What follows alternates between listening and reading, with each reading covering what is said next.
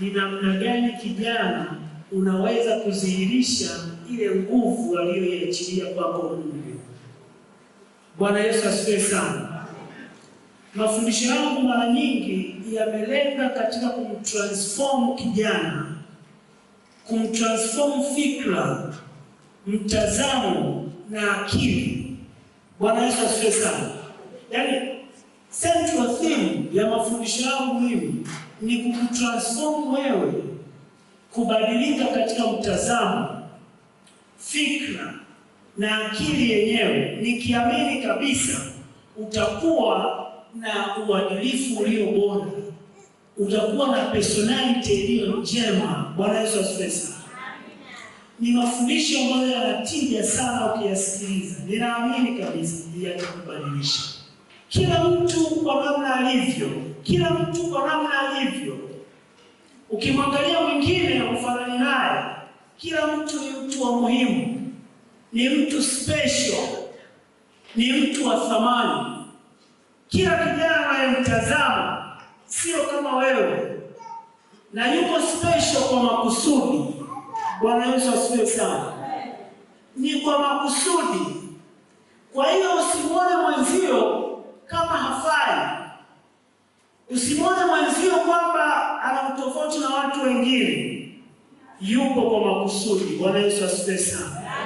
Yupo kwa makusudi. Sasa kusudi lake mara nyingi linajengwa na mtazamo.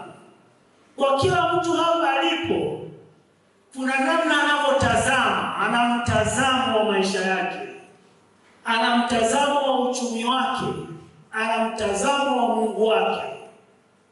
Kwa hiyo kila mtu anatembea katika mtazamo. Sasa swali nikikuuliza, wewe unajitazamaje? Je, unajitazama kama mhanga? Unajitazama kama mshindi? Au unajitazama kama mtu mwenye mafanikio? Hapo ndo kuna utofauti mkubwa. Inapofika hatua wewe unaanza kujitazama kama ufai, maisha yako yatakuwa kwa namna hiyo. Bwana Yesu asifiwe sana. Kuna aina tatu za watu duniani. Kuna watu ambao wana mtazamo wa kujiamini kwa kiasi kikubwa. Alafu kuna wale ambao wana mtazamo wa kujiamini kawaida. Na kuna wale ambao kabisa hawajiamini, ni waoga. Ukitaka kutafuta watu walioshindwa katika maisha yao, ni wale ambao hawana mtazamo wa kujiamini, wale waoga. Sasa kwa bahati nzuri sana, hatupaswi kukaa katika msingi wa uoga. Ukisoma Biblia inasema wazi kwamba mwanadamu ni uumbaji ulio bora. Bwana Yesu asifiwe sana. Yaani iko clear.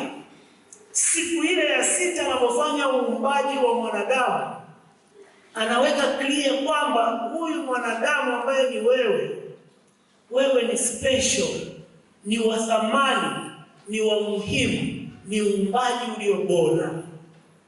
Na ndio maana uumbaji ulio bora ulikuja baadaye, baada ya kufanya ulimwengu, kuumba ulimwengu. Baadaye ndo akasema, akamleta huyu mwanadamu kwa vigezo kwamba ni uumbaji ulio bora. Swala la kujiuliza, ubora huu unatoka wapi? Ubora huu unatoka wapi ili uweze kuwa na mtazamo ambao ni chanya? Ubora huu unatoka kwenye vitu vitatu. Ubora wako wewe umeshikiliwa na vitu vitatu. Tunataka tumuone kijana mwenye nafsi iliyo njema.